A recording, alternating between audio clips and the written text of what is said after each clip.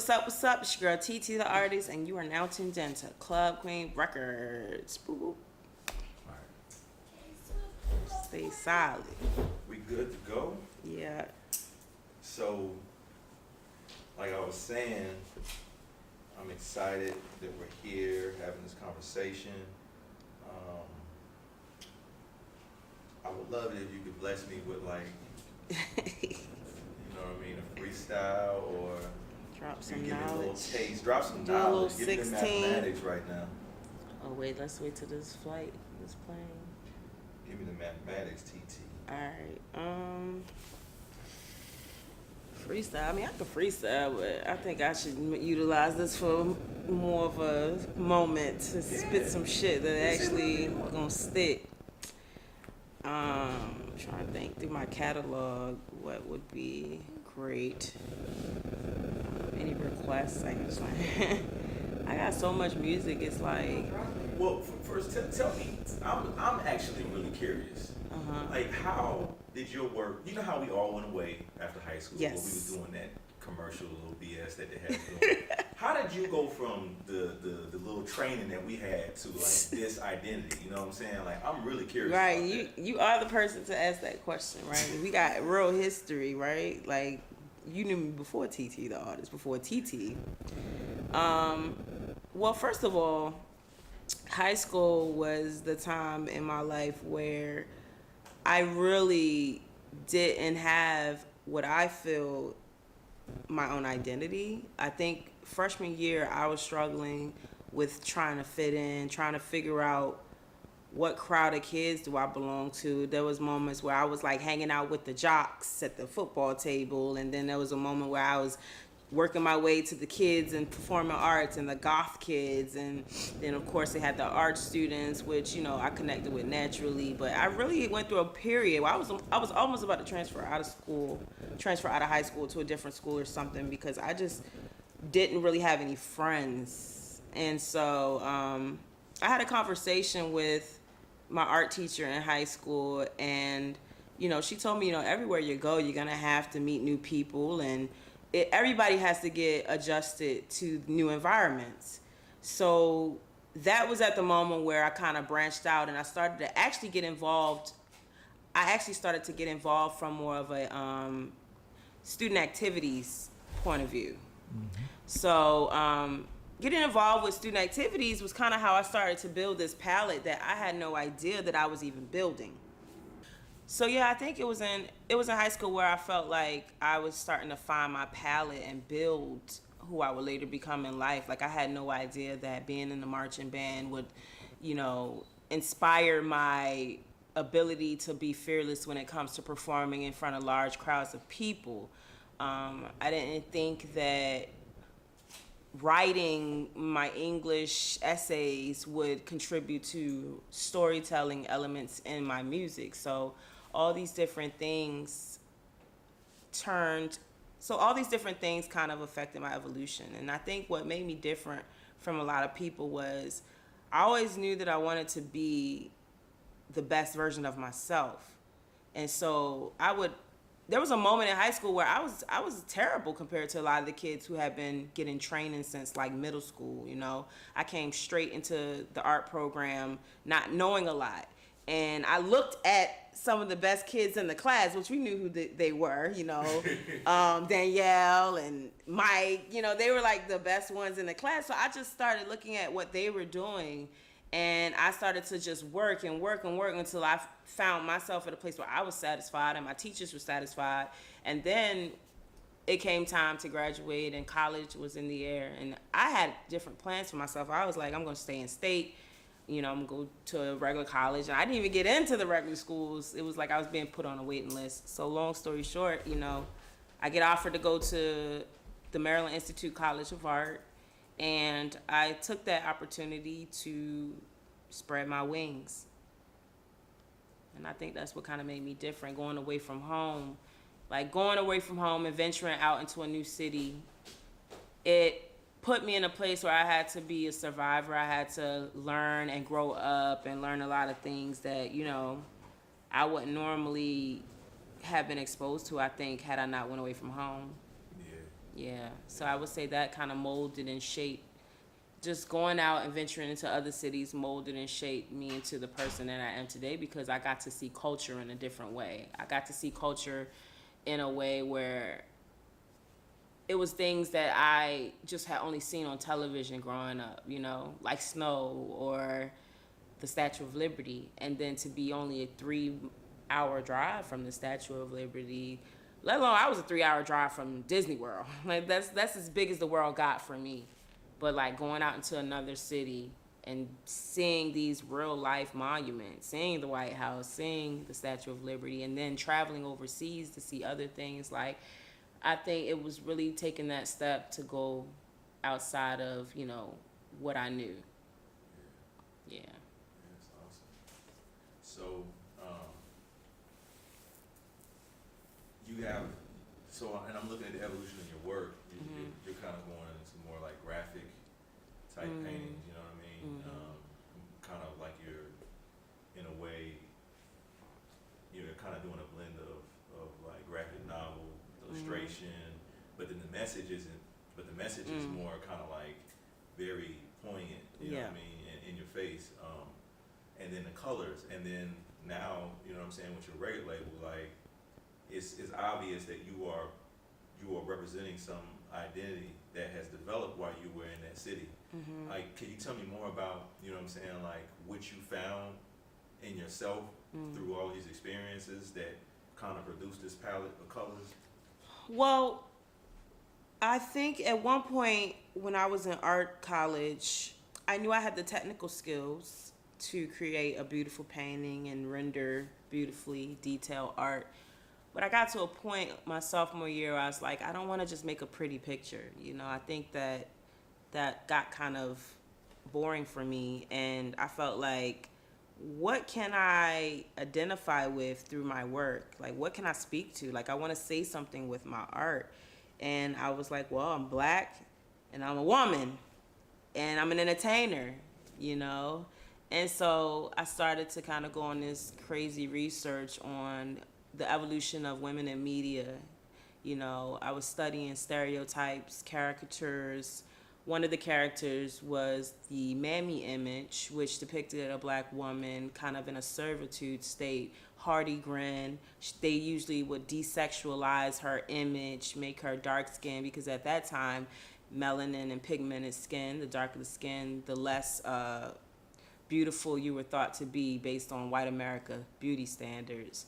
And so I just kind of took that image and I started researching it and pulling it apart, and the ideas of blackface and a lot of archetypes that box us black women in. And that's kind of what the work became about. But I also started getting really into the idea of pop art and commercialism and consumption, because I did want to also be able to sell my art.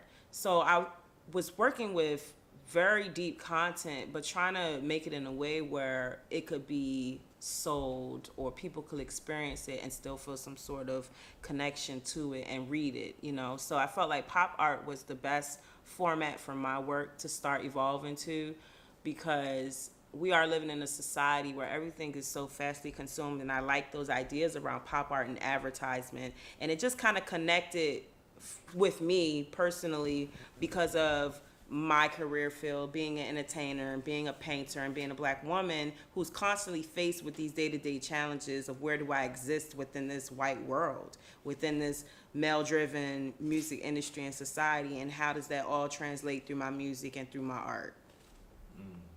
Yeah. So you talk a lot about you know what I'm saying, like really women's empowerment, basically, right?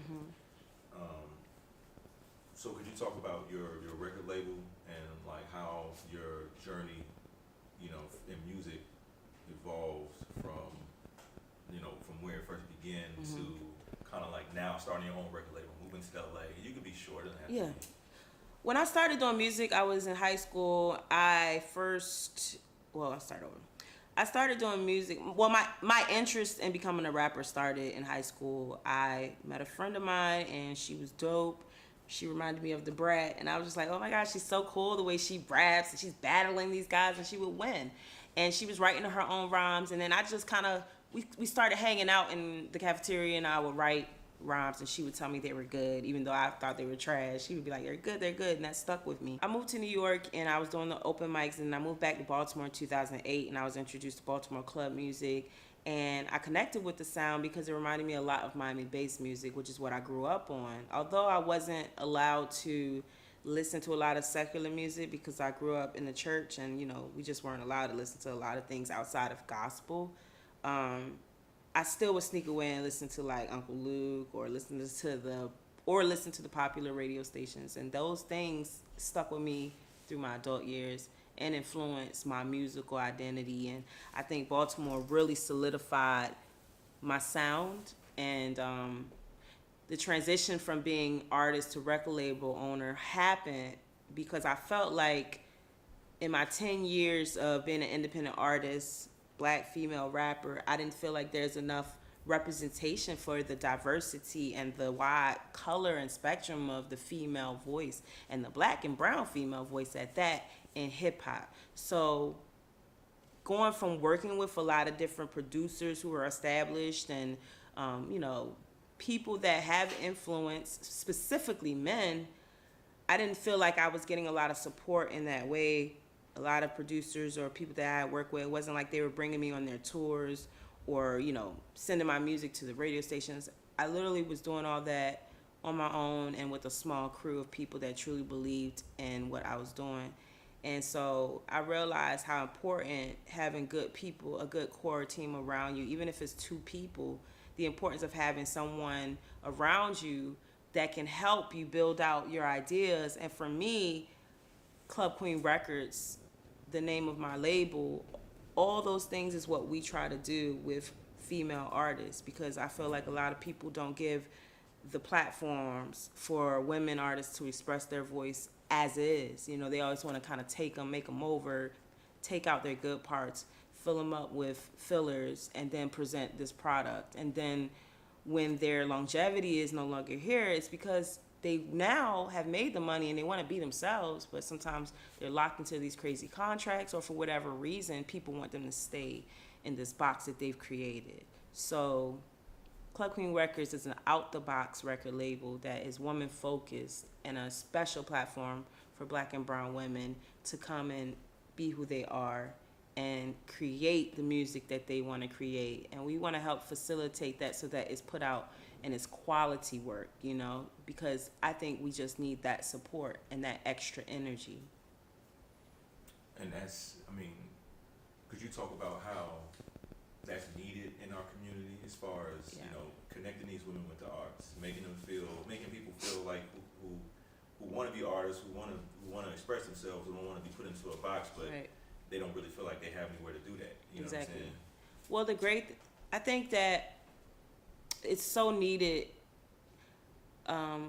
Creating these platforms like Club Queen Records, my woman-focused label, is so needed because just from my own experiences, there's been so many times that I just wanted somebody to listen to my ideas. But when you're in a room full of male egos, it's very difficult to penetrate that because everybody's in the room thinking they know what's best, but you have very valuable information that could add to the creative atmosphere.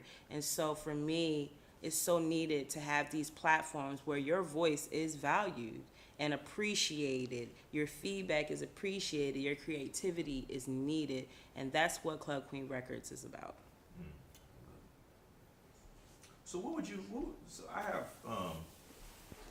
there's these 3 questions that I have, so I'm gonna start getting to the questions, because you really answered one. I was wondering, like you're a disruptor, basically, you know what I mean, in a sense, like, yeah, you know what I'm saying, that's a good word. Because you created your own record label, and you're letting people come on the record label, and you're letting them express themselves, but in a way that's quality. Because a lot of people are like, man, it's self-expression, but they don't really consider or focus on craftsmanship. Absolutely. And you're bringing that aspect in, so it's like you're going to refine what you're talking about. Yeah. You want to express. So anyway, so what would you consider that? Would you consider that kind of like breaking a boundary or breaking a barrier as far as the industry? Would you consider that being a leader in the industry, or would you consider that reinvestment and including and opening up and being more inclusive? Which one? I look at it like one of my goals is to be the first black independent record label female owner that reaches $1 million from an independent level. And I'm not just saying I just want to make $1 million. I want to make more than that, but it's just a goal of mine. Because to be able to do something like that independently and be put in that position where you can also bring others up, I think speaks volumes. And that's the type of legacy I would like to leave.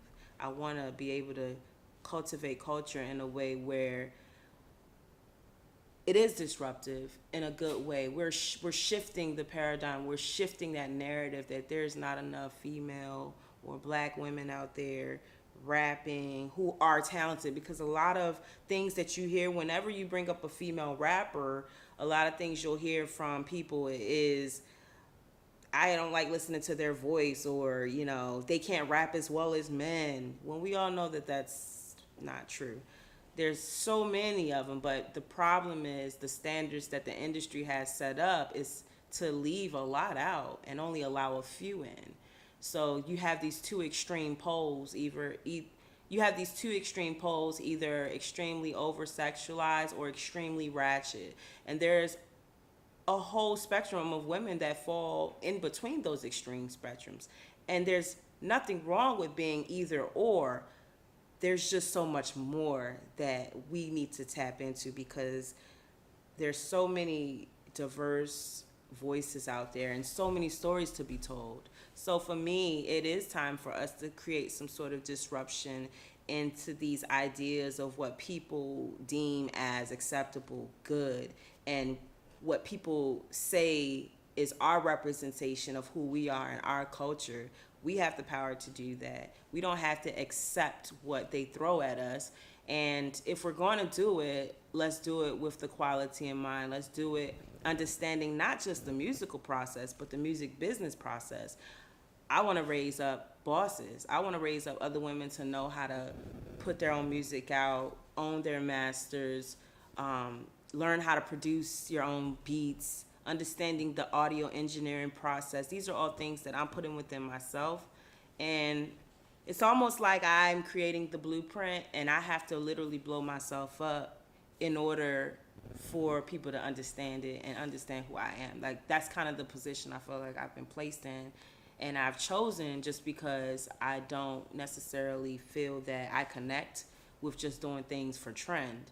And I feel like there's a place for everything. There's a place for the trendy stuff. You're going to see me turning up in the club to whatever, like, I feel is good. I feel like it's all a part of the art fabric. However, there's lots of different types of fabrics. And so we should try to open our mind to those different types of fabrics and those different types of voices. 100%. Okay.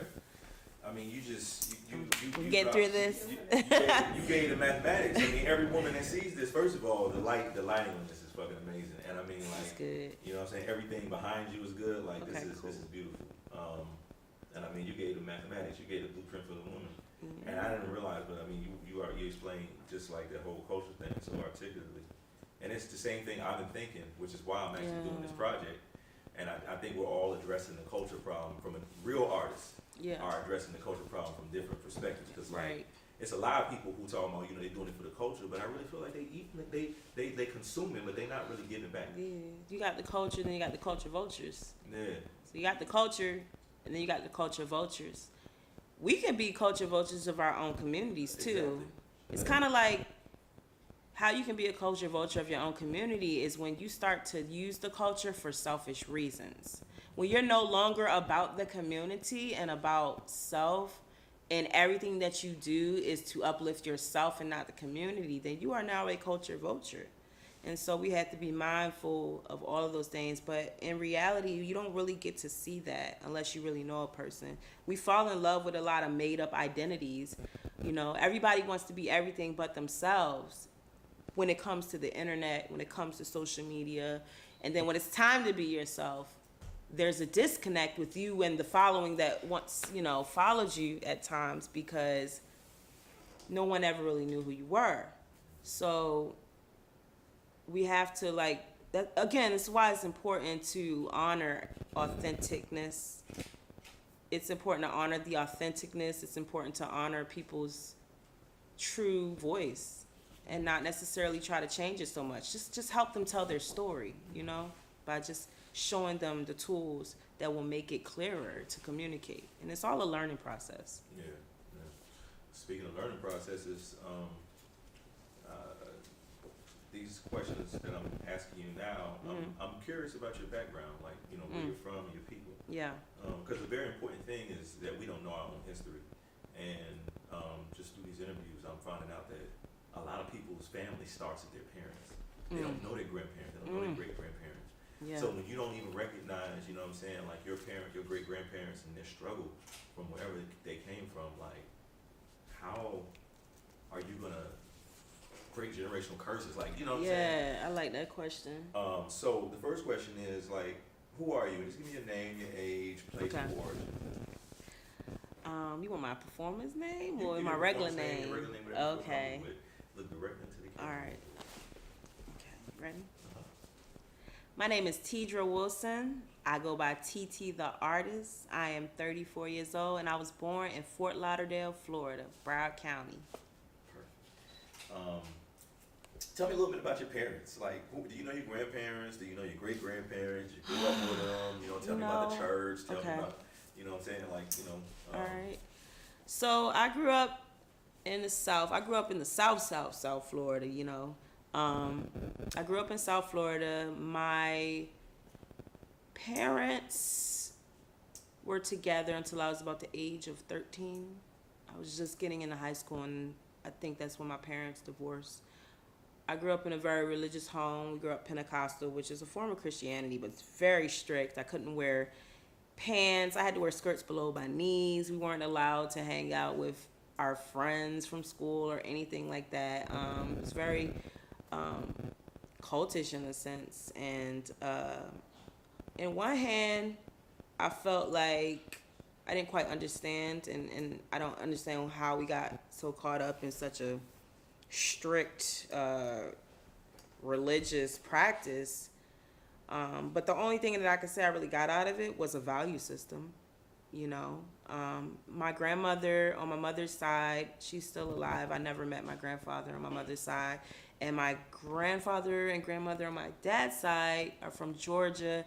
And I just recently found out that my granddad is a fisherman. Like, he's really about that fisherman life.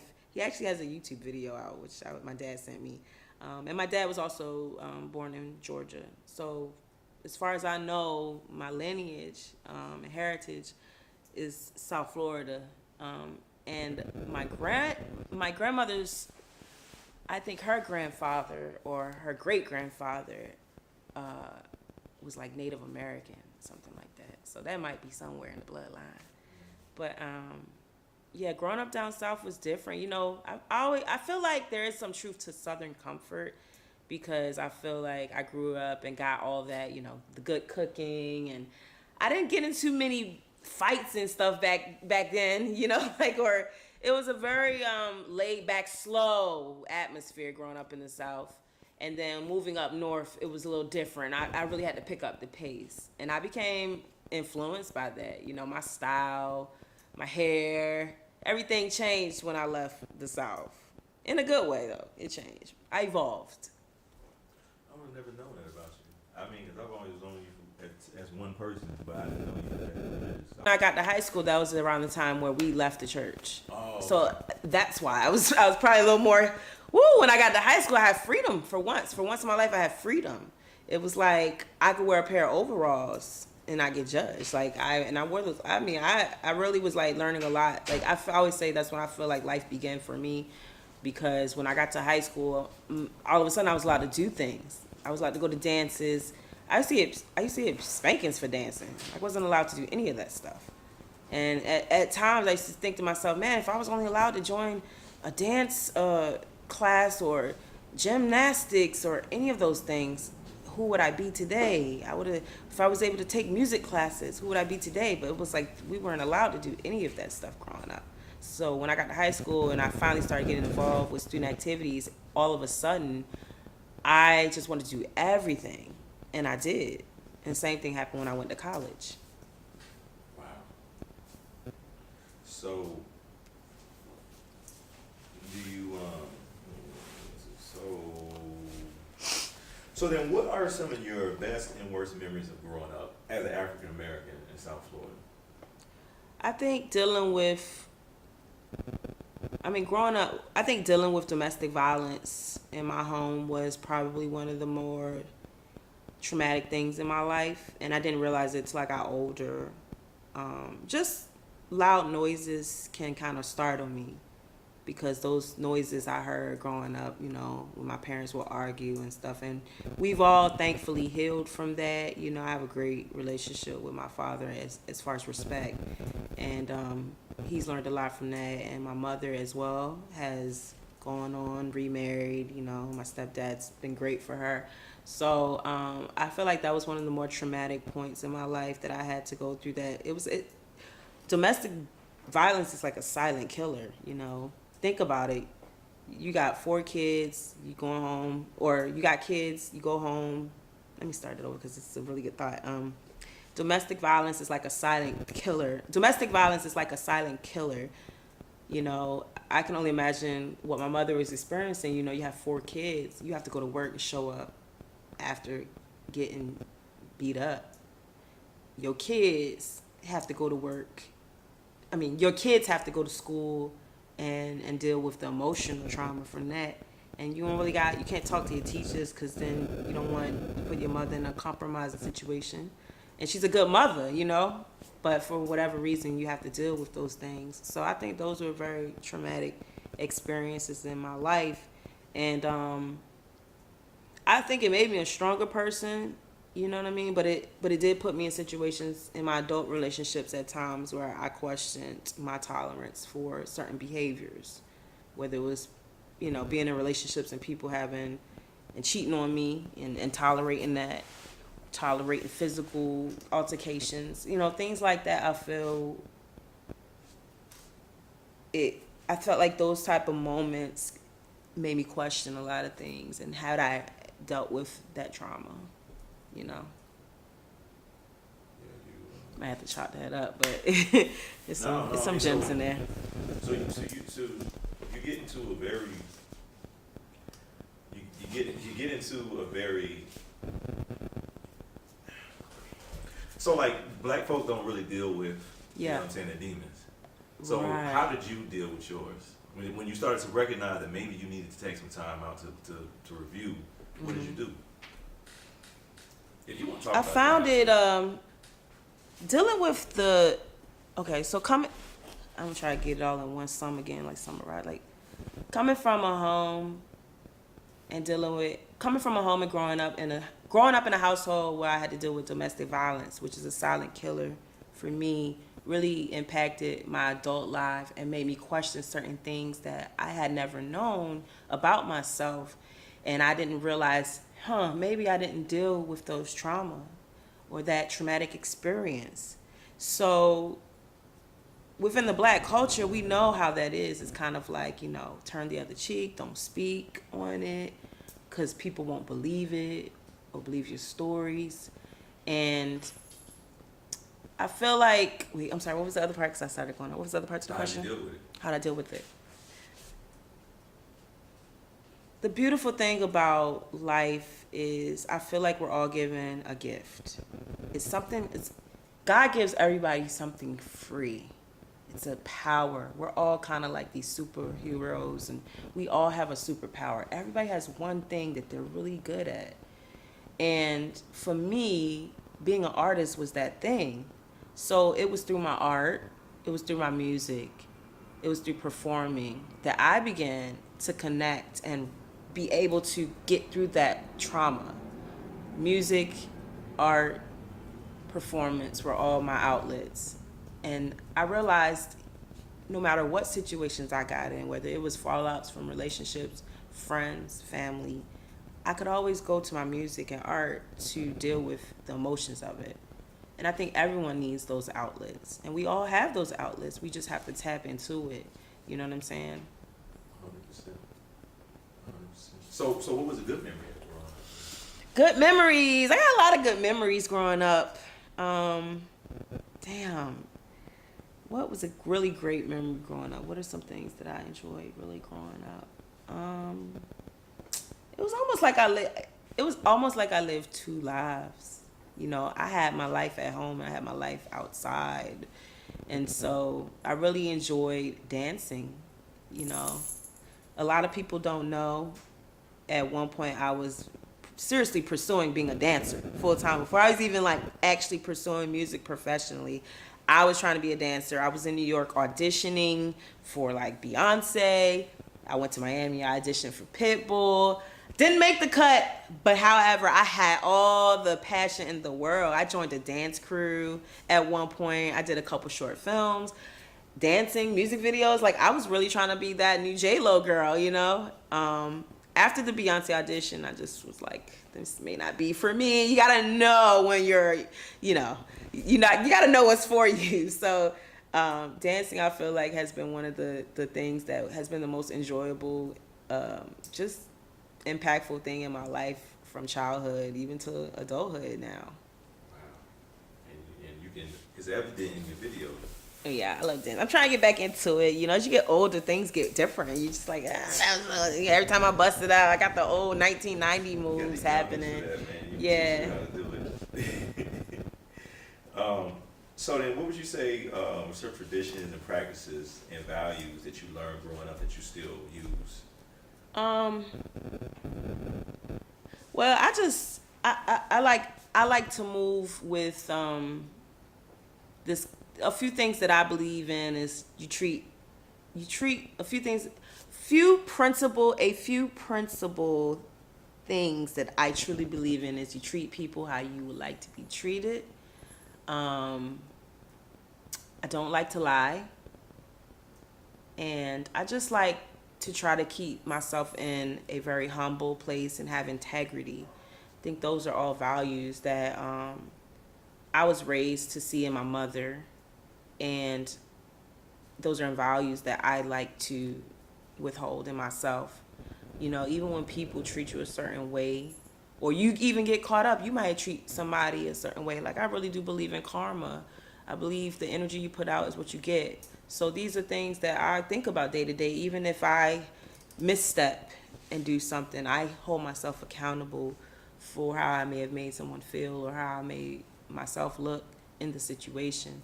And we're not always going to be able to make up for the lost time, but we owe it to ourselves to just forgive and move forward. So those are things that I stand by. I definitely walk by faith, because there's no way that in this field, in this industry, there is no way that you can truly be successful and be grounded without believing in something.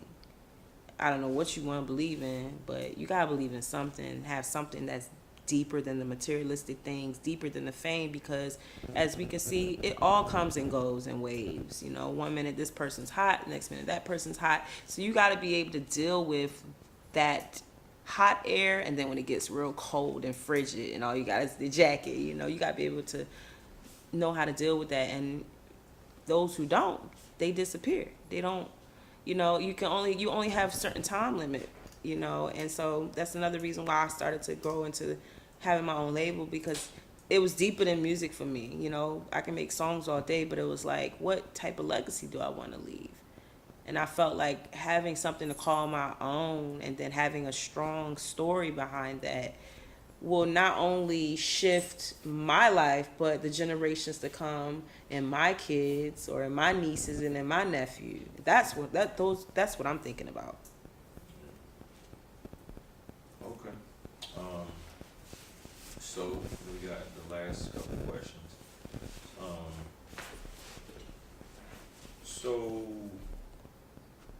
So how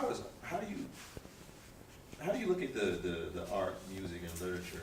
How do you think do you think they're doing a good job of portraying Black culture right now, art, music, and literature, and what's your opinion? Yeah, I absolutely think that right now in the current state of music, art, and culture, that we're not doing a good enough job. They're doing a good job, but they're not doing a good enough job to showcase the diversity of what we are. We created music in terms of hip hop. There's so much things that people pick and pull from Black culture, and I don't feel like we are in control of it anymore. Period. Like I don't feel like we are in control of our own thing that we created, which is hip hop. And I don't really care about the whole, new sound, old sound. Sound is always going to develop. I think it's all creative. But we don't own this anymore. And that's my issue. And that's why more people of color need to come together, and they need to also establish their own businesses within this world. You need to claim your 40 acres, honey, because what I see happening right now is everybody is benefiting off of our culture but us the way we need to. We're signing our rights away for a paycheck that then expires once the money's spent and we're all in debt. So it's like, learn the business, do proper deals, do proper partnerships, but build your own foundation and community up. Because once we lose that, then what are we looking at? What are our kids looking at? And so that's where I feel like the current state of this industry is at. And we have to be better stewards and leaders also, and pour out better content and continue to build up and make sure that there's that authentic piece there, because once that goes away, we're just watching a bunch of talking heads. You know what I'm saying? So that's kind of like my viewpoint on it. I want to make good music. I try to make good music, but because I chose this route, it's kind of more of a challenge to get the exposure and get the stuff that get the same things unless I signed the dotted line, And I've been presented contracts before and I've turned them down, all because I didn't want to put myself in a situation where y'all own everything of what I got, because that leaves me with nothing, So I've had to turn down some situations myself. Yeah. I'm with you. So, I paint a portrait of you out of all of this. Oh, okay. So what, you just take a picture before? Yeah. Oh, okay. I'll take a picture and you can really be in whatever pose you want. Oh, okay. But that's cool. I want to try to incorporate like some of your person. I want to incorporate you in the picture. So like from this interview, like what parts of yourself do you think that you would like to see in that interview? I'm sorry, what parts? Oh, in the painting? Yeah. Do you think you'd like to see in the painting? I mean, I love my hair and my hat. Like this, This is a moment here. I feel I'm very photogenic, but I love the portrait style. You know what I'm saying? That's me. What's significant about it for you? I mean, not only does it represent I love my nose. I got nice cheekbones. Well, the hat is definitely something that, to me, this hat, when I put it on, I feel like a superhero. It's like, I'm just like on my Kanye shit. No, but when I put this hat on, I feel like I did something. I started something, and sometimes that's all we need is to start. This hat has my logo on it for my record label, and although it only cost me $12 to make, I could probably make more than that once I start selling them. You know what I'm saying? But for me, it's a symbol. It's an inspirational piece to say, keep going. You started with a hat, but that will turn into more. Now you have a clothing line. Now you have platinum records. You started with you started making beats in your 1-bedroom apartment in North Hollywood. Now you got a studio that everybody come to. Like, that's the type of shit I be thinking about. You know what I'm saying? So this hat kind of represents me staying true to who I am and also committing to following through with my ideas. So I'm gonna ask you a question. I'm gonna say a word, and I want you to say the first word that comes to your head. Okay. No hesitation. All right. All right. So the first word is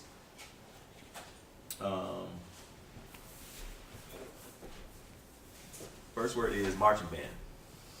Dilla High and Drumline. Oh, I gotta say one word. No, it's fine. Okay. It's fine. Baltimore club music. K Swift. Miami club music. Uncle Luke. Club queen. Records. The church. You said what? The church. Black. High school. Different. Maryland Institute of Art. Liddy. Baltimore. Cultural. Miss Mazer. Love her. I love Miss Mazer. I saw her recently too. You did. Mom. Strong. Dad. Workaholic.